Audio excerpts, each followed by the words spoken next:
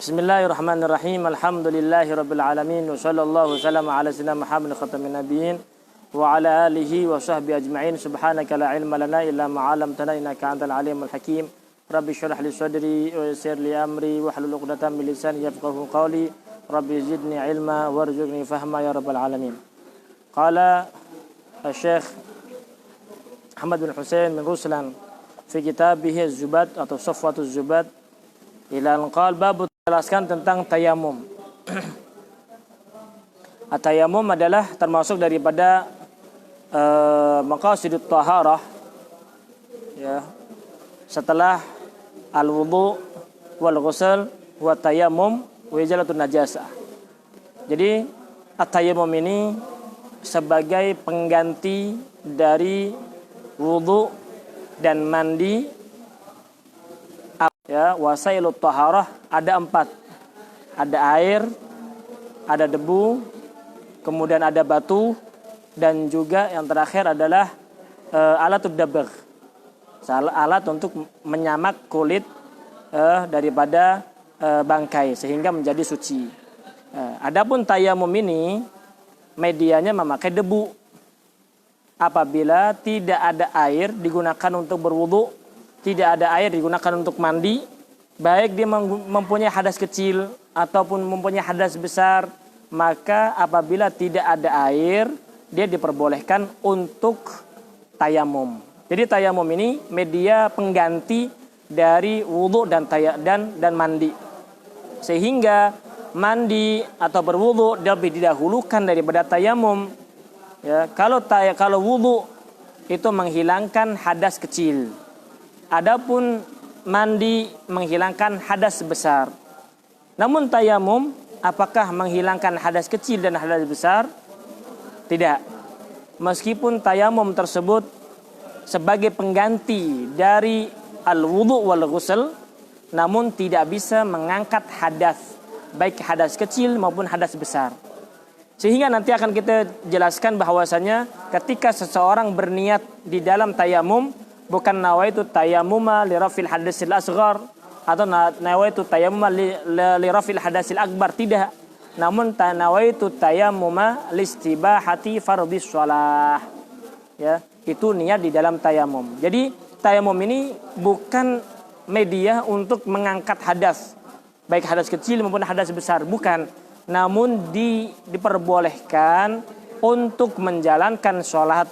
Karena memang tidak ada air yang digunakan untuk berwudu, tidak ada air digunakan untuk mandi, sehingga tidak dimungkinkan seseorang sholat tanpa ada media untuk bersih terlebih dahulu. Tidak ada pengganti wudu, tidak ada pengganti mandi, maka diadakanlah tayamum. Ayatut tayamum turun dari Allah Subhanahu wa taala. Gitu.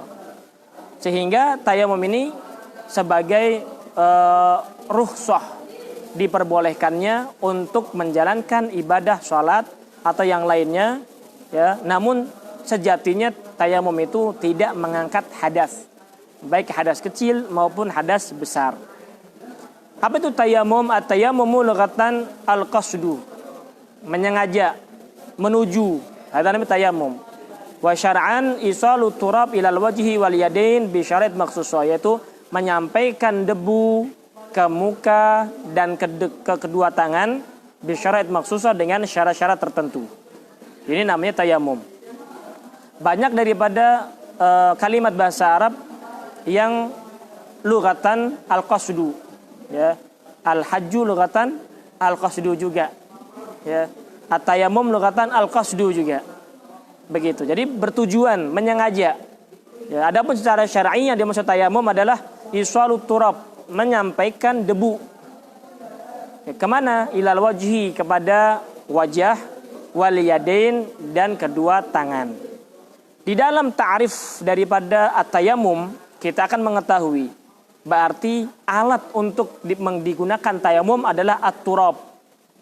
Kemudian anggota yang wajib diusap ketika bertayamum adalah al-wajhi wal yadain faqat.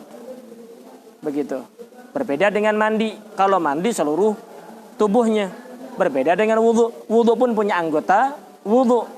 Faghsilu wujuhakum wa aydiyakum ilal marafiqi wamsahu birusikum warjulakum minal ka'bain. Ya, ada anggota wudu. Ya, meskipun ada 4 saja, namun furudul wudu ada 6 karena ada niat dan juga ada tertib. Ya. Adapun tayamum, ya, yang wajib dilakukan ketika tayamum, apa yang wajib diusap dengan debu tersebut? Al-wajh wal kaffain. Dua wal yadain, kedua tangan. Bisyarat maksusah dengan syarat-syarat tertentu. Dan tayamum ini khususiyah min hadhil ummah, khususiyah daripada umat ini, umatnya Rasulullah SAW. Sehingga termasuk rukhsah, ada yang mengatakan azimah. Wakila in tayammum li faqdil ma fa azimah aw li udhrin fa rukhsah. Ada yang mengatakan tayamum ini apakah azimah atau rukhsah, ya. Maksudnya apakah kemudahan atau memang diwajibkan oleh Allah Subhanahu wa taala ketika tidak ada air begitu atau udzur, sehingga namanya rukhsah. Wala sulfihi qabla al-ijma' qalu ta'ala wa in kuntum marda aw 'ala safarin. Apabila kalian sakit atau dalam bepergian kemudian tidak menemukan air, maka bertayamumlah begitu. Dan dalam hadis Rasulullah SAW belum mengatakan wuju'ilat lanal arda kullaha masjidan wa turbataha tahuran, termasuk khususnya min hadhil ummah, umatnya Rasulullah SAW yang tidak diberikan kepada umat-umat yang sebelumnya adalah tanah itu bisa dijadikan masjid, maksudnya tempat sholat. Dimanapun kita mau sholat silahkan, mau di mall, mau di lapangan, mau di masjid secara khusus, di apa namanya gor, dimanapun ada tempat untuk sholat silahkan sholat. Berbeda dengan umat-umat Nabi terdahulu, karena di umat-umat Nabi terdahulu tidak diperbolehkan sholat, tidak berikan ibadah kecuali di somaahnya. Ada tempat khusus khalwat mereka, ya, somaah mereka atau gereja mereka untuk beribadah kepada Allah Subhanahu wa taala. Selain di tempat itu tidak diperbolehkan untuk beribadah. Namun umatnya Rasulullah SAW diberikan kemudahan Allah Subhanahu wa taala, wa ju'ilat lanal arda, dijadikan bumi ini kata Rasulullah SAW semuanya adalah masjid. Maksudnya bagaimana maksudnya masjid? Dimanapun engkau menemukan waktu salat, kau salat silahkan salat. Yang penting tidak terganggu di dalam salatnya, ya. Contohnya di mana terganggu atau mengganggu? Di jalan. Orang mau lewat warawiri itu salat di tengah jalan, ya nggak boleh. Mengganggu itu namanya. Begitu.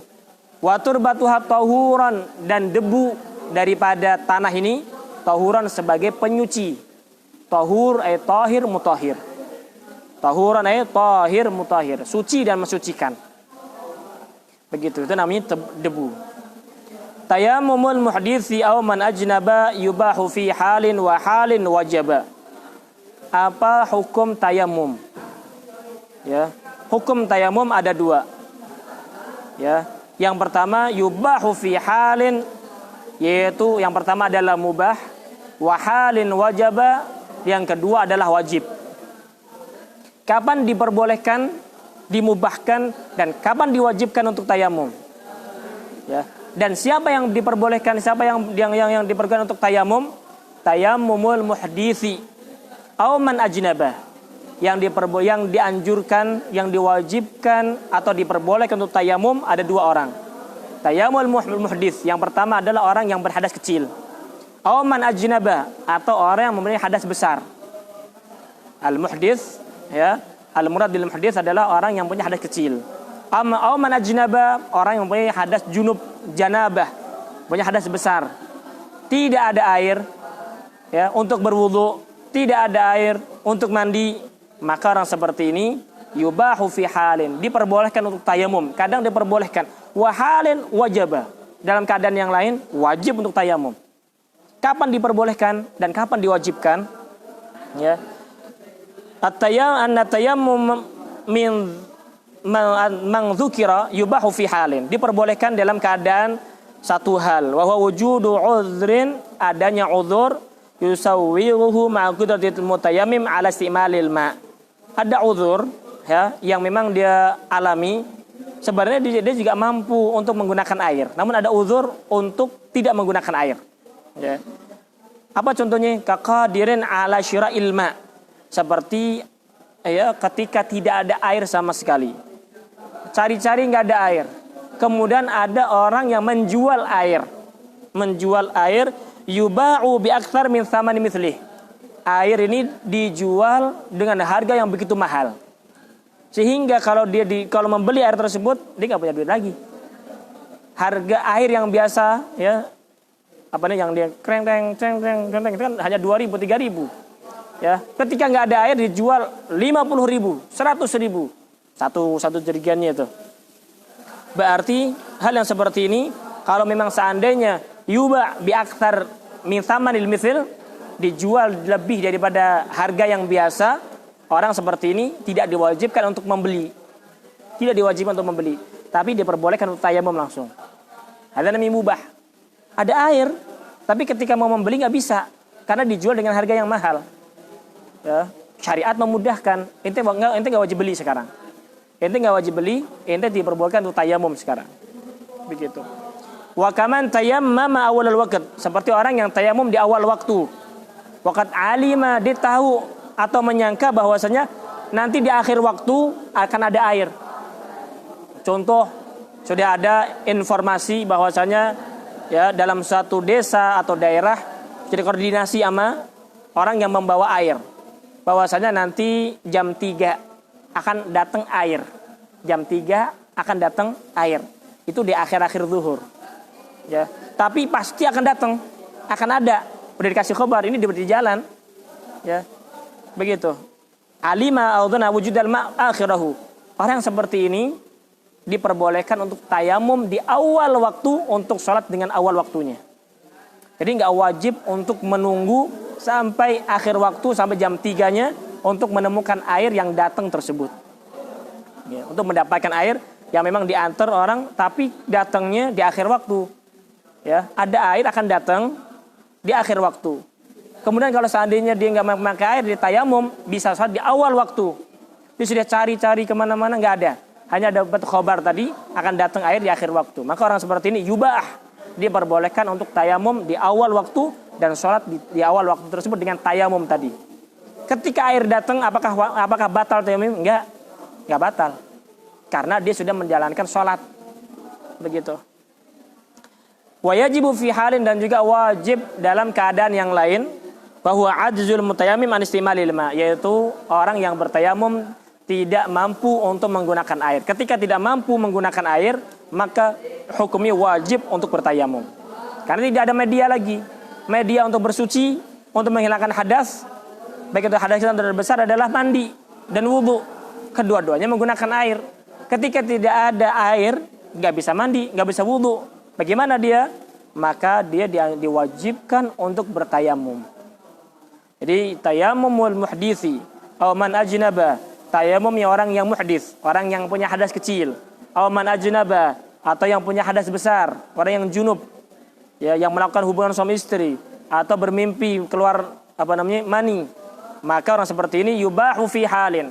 Ketika tidak ada air, yubahu fi halin, diperbolehkan untuk bertayamum, wa halin wajaba, dalam keadaan yang lain dia wajib untuk bertayamum. Begitu. Kemudian wa syartuhu, syarat tayamum. Apa itu syarat tayamum?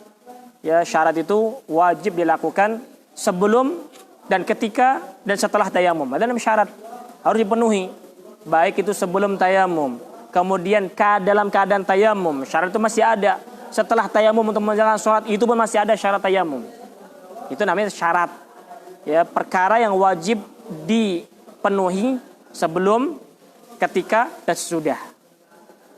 Ya, sebelum tayamum ada persyaratannya. Dalam tayamum ada persyaratannya. Setelah tayamum ada persyaratannya. Sehingga sampai selesai ibadah itu selesai baru hilang syaratnya.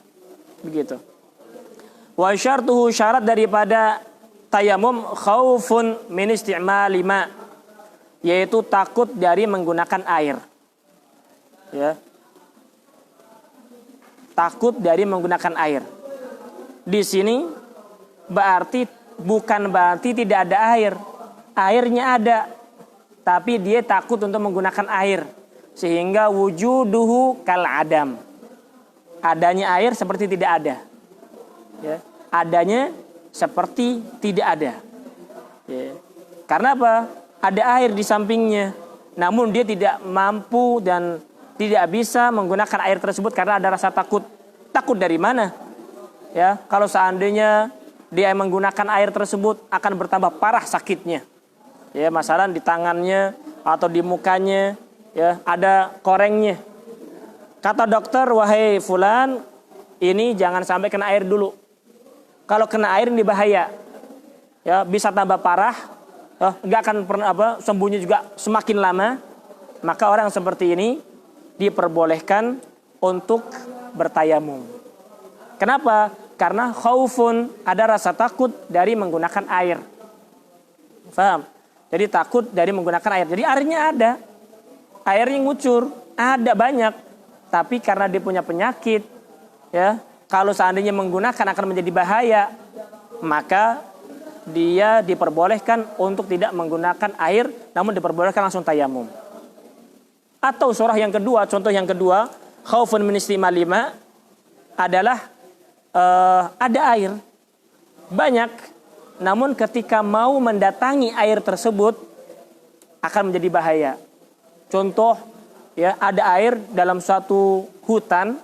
Kalau kita mau datang ke situ harus melewati harimau dulu, macan dulu, ya. Ente datang ke situ diterkam macan, maka mendingan, ya, kalau seandainya tidak ada rasa takut, monggo silahkan. Tapi ente pun ada rasa takut, nggak usah. Atau kalau seandainya ente keluar rumah untuk mencari air, ternyata rumah akan dimahling sama orang, digarong. Sehingga yang seperti ini, lu nggak usah keluar, lu langsung tayamum aja. Sehingga wujuduhu kal adam, meskipun ada air, namun dihukumi seperti fakdul ma, tidak ada air sama sekali, maka diperbolehkan untuk tayamum.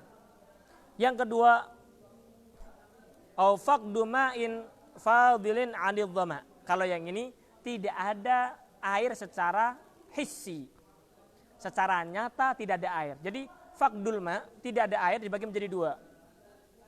Ada memang ada hissi, ada secara syar'i. Secara syar'i maksudnya bagaimana? Dia tidak bisa menggunakan secara syar'i. Meskipun ada air, namun dia tidak bisa menggunakannya. Namanya fakdul ma secara syar'i. Secara hukmi, Ada fakdul ma secara hakiki, hissi. Benar-benar memang nggak ada air. Sama sekali nggak ada air. Atau ada air sedikit. Ya. Yang tidak bisa kalau seandainya ada dua pilihan. Satu di antara dua. Ente minum tapi nggak bisa wudu, atau ente wudu tapi nggak bisa minum. Mana yang lebih dahulukan? Yang lebih didahulukan adalah supaya bisa minum, ya, bisa minum meskipun tidak bisa wudu. Ya. Al-faqdu ma'in fadilin 'anil dhama, tidak ada air fadilan yang lebih daripada menghilangkan haus. Jadi kalau seandainya ada air 1 botol, kalau ente minum, ente nggak wudu. Kalau ente wudu nggak minum, syariat lebih mendahulukan keselamatan roh daripada wudu dan ibadahnya seseorang. Kenapa? Karena keselamatan roh lebih terjaga. Kalau seandainya dia wudu tapi mati, selesai. Tapi kalau dia seandainya wudu, kalau seandainya minum, masih ada kemungkinan lebih hidup lebih lama, sehingga dia masih bisa beribadah kepada Allah Subhanahu dengan amalan yang lain. Begitu. Jadi yang kedua, faqdu ma'in fadil al-dhama, tidak ada air yang lebih daripada untuk menghilangkan rasa haus dan dahaganya dia. Maka diperbolehkan untuk tayamum. Ini syaratnya. Jadi syarat tayamum adalah faqdul ma, tidak ada air. Ya, faqdul ma ini dibagi menjadi dua tadi. Ada faqdul ma secara hukmi atau secara syar'i, tidak ada air wujuduhu kal adam. Surahnya ada, tapi secara hakikatnya nggak bisa digunakan karena ada rasa takut, karena dia punya penyakit dan sebagainya. Kalau seandainya dia berwudu, ya, penyakitnya akan tambah parah. Ya, orang seperti ini, maka wujuduhu kal adam, air itu seperti nggak ada. Yang kedua, faqdul ma secara hissi, nggak ada air secara hissi. Memang benar-benar nggak ada air. Kemarau panjang nggak ada air sama sekali, atau dalam perjalanan nggak ada air, cuma ada air 1 botol, ya, melewati padang pasir, nggak ada di perjalanan, nggak ada air sama sekali. Imma lu minum atau lu buat wudu. Ya, buat wudu berarti lu nggak minum bahaya, lu bisa mati. Ya, atau lu minum, tapi nggak bisa wudu. Syariat lebih mengutamakan keselamatan ruhnya dia daripada ibadahnya ini. Ya, ruhnya diselamatkan. Wudu dulu, minum dulu. Oh, airnya habis karena digunakan untuk minum, tayamum. Diperbolehkan untuk bertayamum saat itu. Begitu. Dukhulu waktin, yang selanjutnya syarat daripada tayamum adalah dukhulu waktin. Harus sudah masuk waktu. Ya, tidak diperbolehkan tayamum kecuali kalau sudah masuk waktu. Kalau seandainya mau salat zuhur, maka sudah masuk waktu zuhur. Mau salat asar, harus masuk salat asar. Kalau mau salat maghrib, harus masuk waktu maghrib. Kalau mau mensolatkan jenazah, harus dia masuk waktunya salat jenazah. Mau salat gerhana, harus sudah masuk waktunya salat gerhana. Ya, kalau mau salat Idul Fitri Idul Adha, harus sudah masuk waktu salat Idul Fitri Idul Adha. Mau salat Jumat, maka harus sudah masuk waktu salat Jumat. Sehingga sudah masuk waktu terlebih dahulu baru dia tayamum. Berbeda dengan wudu. Berbeda dengan wudu. Kalau wudu ibadah atau taharah qawiyah. Ibadah atau suci yang kuat. Sehingga meskipun satu wudu digunakan untuk 5 kali fardu boleh. Mulai dari subuh, zuhur, asar, maghrib, isya, subuh lagi masalah. Silahkan monggo, nggak menjadi masalah. Dari zuhur, asar, maghrib, isya, subuh. Dari subuh nih, subuh di wudu, zuhur belum batal. Lanjut dengan salat dengan wudu tadi, silahkan. Masuk salat asar belum batal lagi, lanjut menjalankan salat dengan wudu yang subuh tadi. Maghrib belum batal juga, lanjut salat dengan wudu tadi. Isya belum batal juga, lanjut dengan wudu yang subuh tadi. Jadi satu wudu bisa berbagai macam dan berkali-kali salat fardu, apalagi sunnahnya. Itu salat, itu wudu karena taharah qawiyah. Berbeda dengan tayamum. Tayamum hanya digunakan untuk 1 kali fardu. Setiap tayamum digunakan 1 kali fardu saja. Nggak bisa berkali-kali. Ya. Mau salat asar, tayamum lagi. Mau salat maghrib, tayamum lagi. Meskipun berdekatan. Masalan salat zuhur di akhir waktu. Jam 3 salat zuhur. Setelah assalamualaikum warahmatullah, assalamualaikum warahmatullah, adzan asar. Sekarang mau salat asar. Apakah boleh dengan tayamum yang zuhur tadi? Enggak boleh. Harus tayamum lagi. Harus tayamum lagi. Karena memang nanti akan kita jelaskan, karena memang tayamum itu hanya untuk 1 fardu saja. Kalau seandainya dia menjadi khatib dalam salat Jumat, karena khutbah itu rukun tersendiri. Salat juga punya fardu, jadi wajib sama wajib. Sehingga bagi seorang khatib ketika menjadi khatib, ya, khutbah tayamum 2 kali. Yang pertama tayamum untuk khutbah, ya, setelah khutbah tayamum lagi untuk menjalankan salat Jumat. Karena memang tayamum ibadah atau taharah dhaifah, suci yang lemah sehingga tidak bisa digunakan berkali-kali di dalam salat fardu. Ya, kalau sunnah silahkan monggo sebanyak-banyaknya. 1 fardu dan ribuan sunnah boleh. Kalau salat jenazah bagaimana? Nah, salat jenazah di dalam masalah tayamum hukumnya seperti sunnah. Sehingga kalau seandainya ada jenazah, salat zuhur dilanjutkan salat jenazah dengan 1 tayamum diperbolehkan. Dia salat zuhur Allahu Akbar, assalamualaikum warahmatullah, assalamualaikum warahmatullah. Ada jenazah dengan salat jenazah dengan wudu atau dengan tayamum yang salat zuhur tadi diperbolehkan. Meskipun secara hukum salat jenazah itu fardu kifayah, tapi fi mas'alah babit tayammum, ya, as-salatul jenazah masuk di dalam seperti masalah hukum sunnah, sehingga diperbolehkan dengan 1 tayamum untuk 1 fardu dan salat salat jenazah diperbolehkan. Faham? Ya. Dukhulu waqtin, masuk waktu. Kalau nggak masuk waktu nggak boleh. Ada tayamum. Wa su'alun zahiru, Kemudian juga bagi orang yang tidak mempunyai air, syaratnya minta dulu, nanya sama orang. Wasalam zahiru lifaqidil ma'i, bagi orang yang tidak mempunyai air. Sehingga di dalam Mukhtasar Latif disebutkan di situ, dia naik ke gunung, ke lembah, manggil orang, ada yang punya air apa enggak? Ya, kemudian lihat di atas gunung apabila ada penghijauan, wadah penghijau, mungkin di situ ada air, maka didatangi daripada tempat tersebut. Begitu, didatangi. Jadi salam zahir, nanya terlebih dahulu. Sebagaimana Sayyidatina Siti Hajar. Siti Hajar ketika ditinggal oleh Sayyidina Ibrahim alaihissalam, ya, ditinggal oleh Sayyidina Ibrahim di kota Mekah. Pada waktu itu ya belum menjadi bangunan Ka'bah. Belum menjadi bangunan Ka'bah, hanya sekedar pondasi yang sudah hancur. Ya, begitu.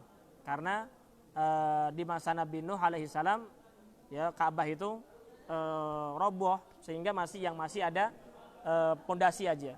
Kemudian Sayyidina Ibrahim alaihissalam diperintahkan oleh Allah Subhanahu wa taala untuk membawa Siti Hajar, ya, dengan putranya yaitu Sayyidina Ismail alaihissalam pergi dari Palestina menuju ke Mekah. Ya. Pada waktu itu tidak ada apa-apa di situ. Ya. Sayyidina Ibrahim alaihissalam hanya memberikan bekal kepada istrinya. Ya, sebenarnya bukan istri. Siti Hajar itu bukan istri. Siti Hajar adalah budak. Ya. Jadi Sayyidina Ibrahim alaihissalam itu, ya, sedikit kisah. Sayyidina Ibrahim alaihissalam itu pernah pergi ke kota Mesir. Pergi ke kota Mesir. Pada waktu itu ada seorang raja yang zalim. Ya. Apabila ada seorang perempuan cantik, ya, akan diambil oleh raja tersebut. Ternyata pada waktu itu tidak ada wanita yang paling cantik di muka bumi selain daripada Siti Sarah. Siti Sarah ini siapa? Siti Sarah ini istrinya Nabi Ibrahim. Karena memang para ulama mengatakan Siti Sarah ini adalah seorang wanita yang mirip dengan Siti Hawa. Siti Hawa terlahir diwujudkan oleh Allah SWT di surga. Jadi wanita-wanita surga memang benar-benar cantik. Sehingga Siti Sarah ini adalah wanita cantik pada waktu itu. Sedunia paling cantik adalah Siti Sarah. Siapa itu? Istrinya Nabi Ibrahim alaihissalam. Dibawa oleh Nabi Ibrahim pergi berdakwah sana ke kota Mesir, ke negeri Mesir sana. Ada seorang raja, ya, yang suka mengambil perempuan. Kalau cantik diambil raja tersebut. Sehingga karena perempuan ini sangat cantik, Siti Sarah ini diambil oleh raja. Ya, sehingga Sayyidina Ibrahim alaihissalam minta kepada Allah Subhanahu wa taala untuk dijaga Siti Sarah tersebut. Ya, dijaga oleh Allah Subhanahu wa taala. Sehingga ya ketika raja ini melihat bagaimana ifahnya, ya, perempuan ini, sehingga benar-benar dijaga oleh Allah Subhanahu wa taala, raja tidak bisa mendekati. Ya, dinafsu sama perempuan, sama Siti Sarah ini. Tapi kalau mendekati udah enggak punya nafsu lagi. Ini sehingga raja ini takjub, ini manusia apa malaikat apa jin. Ya, sehingga menaruh rasa hormat dengan perempuan ini, yaitu Siti Sarah. Kemudian raja ini memberikan budaknya yang namanya Hajar ini, Siti Hajar namanya, diberikan kepada Siti Sarah untuk membantu keperluan daripada yang diperlukan oleh Siti Sarah. Jadi bukan milik Nabi Ibrahim, bukan. Ya, Siti Hajar diberikan kepada Siti Sarah. Jadi budaknya Siti Sarah, bukan budaknya Nabi Ibrahim, bukan. Setelah dari Mesir tersebut pulang, kemudian ke mana? Ke Palestina. Di situ ternyata Siti Sarah lama nggak punya anak. Siti Sarah lama nggak punya anak, sehingga ya Siti Sarah rela memberikan budaknya, yaitu Siti Hajar tadi, kepada Sayyidina Ibrahim. Wahai suamiku, ini budak saya milikan kepadamu. Kalau sudah miliknya Nabi Ibrahim, Sayyidina Ibrahim halal buat perempuan ini halal buat Sayyidina Ibrahim, karena miliknya Sayyidina Ibrahim sekarang. Ya, miliknya Ibrahim, sehingga Sayyidina Ibrahim menggaulinya dan sebagainya. Kemudian ternyata Siti Hajar hamil. Ya, ketika Siti Hajar hamil, timbul rasa cemburu di dalam hati Siti Sarah.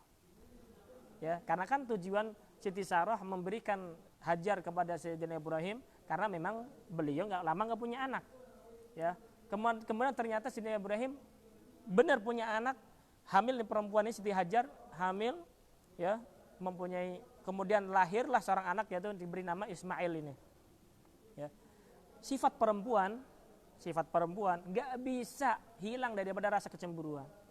Meskipun tadi ikhlas memberikan perempuan budaknya kepada Sayyidina Ibrahim, tetap rasa hatinya masih ada kedengkian, iri dan sebagainya. Sehingga iri sama perempuan ini. Ini budak punya anak dari Nabi Ibrahim, sedangkan saya nggak punya, kata Siti Sarah. Ya, kecemburuan ada pada diri seorang perempuan, pasti ada. Sehingga kecemburuan itu nggak bisa hilang, ya, nggak bisa hilang. Hatta ketika mati nggak bisa hilang. Kapan hilang kecemburuan tersebut? Hilang kecemburuan ketika seorang masuk dalam surganya Allah Subhanahu Wa Taala. Hilang rasa kecemburuan tersebut. Kenapa? Saingannya banyak, bidaranya banyak. Ala kulli hal, kemudian Sayyidina Ibrahim alaihissalam diperintahkan Allah Subhanahu Wa Taala untuk pergi hijrah. Kemana hijrahnya? Yaitu ke kota Mekah. Pada waktu itu kota Mekah belum ada namanya kota, padang pasir, gurun Sahara. Waduh, begitu. Nggak ada apa-apa kecuali bangunan yang sudah roboh, yaitu Ka'bah tadi, bangunan Ka'bah, pondasi Ka'bah sudah roboh. Kemudian Siti Hajar ditaruh di situ, dikasih bekal sedikit, kasih air, ya, kemudian dikasih sedikit kurma. Setelah dikasihkan bekal sedikit tersebut, pergi Nabi Ibrahim alaihissalam, pergi tanpa pamitan terlebih dahulu, tanpa menyebutkan sebabnya kenapa ditinggal pergi, ya, enggak bilang sama sekali. Udah, Nabi Ibrahim pergi, ya, pergi. Siti Hajar ditinggal dengan bayinya. Nabi Ismail masih bayi pada waktu itu. Ya, Nabi Ibrahim pergi, ya, tanpa menoleh sedikit pun. Dipanggil sama Siti Hajar, wahai Ibrahim, ya, kenapa engkau tinggalkan kami di sini? Ya, Nabi Ibrahim tidak menoleh. Dipanggil lagi, wahai Ibrahim, kenapa engkau tinggalkan kami di sini? Ya, tidak menoleh. Kemudian yang ketiga, wahai Ibrahim, apakah Allah yang menyuruhmu untuk meninggalkan kami di sini? Kata Siti Hajar. Baru Nabi Ibrahim menoleh. Iya, Allah Subhanahu Wa Taala memerintahkan saya untuk membawamu dan tinggal di sini. Maka apa jawaban daripada Siti Hajar? Seorang perempuan yang penuh dengan menyuruhmu, pasti dia tidak akan menyia-nyiakan kami. Tidak menyia-nyiakan keyakinan seorang perempuan. Sehingga Sayyidatina Siti Hajar ini, beliau hidup di situ, ya, tidak lama habis perbekalannya. Perbekalannya habis. Apa yang terjadi? Siti Hajar maka mencari, ya, mana sumber mata air, ada enggak? Atau mungkin di situ ada orang-orang yang, atau dalam perkampungan ada air apa enggak? Sehingga Siti Hajar naik ke Safa, ke Marwah, ke Safa, ke Marwah. Asyahid di situ apa? Asyahid adalah